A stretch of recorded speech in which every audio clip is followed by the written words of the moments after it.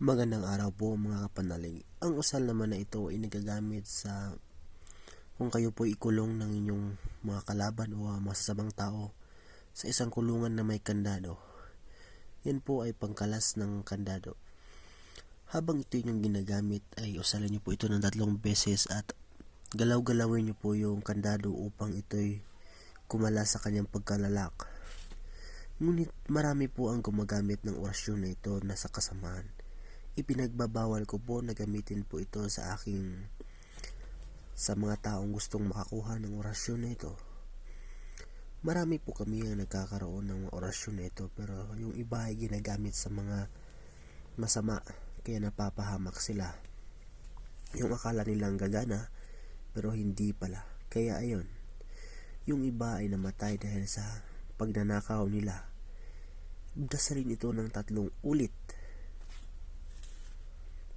Ngunit wag na wag niyo itong gamitin sa masama, sapagkat ito'y unti-unting mawawalan ito ng bisa kapag ginamit niyo po ito sa masama. Kung ito po inyong natututunan sa inyong espiritual na kakayanan, ang palala po ng inyong maestro ay wag na wag kayong kukuha ng mga usal sa YouTube.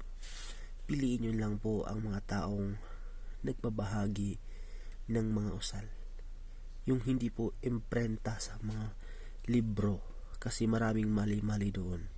Hindi ko naman nila lahat, pero maraming nagpapanggap dyan ng mga albularyo para lang magkapera sa YouTube at sila pa yung mga malakas.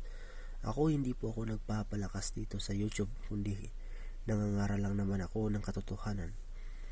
At kahiling-hilingan ko rin po sa mga may tangan na tres, pikaw itapo nyo na po yan sa malayong lugar, sapagkat hindi nyo po alam na pinapahamak nyo na po ang inyong sarili.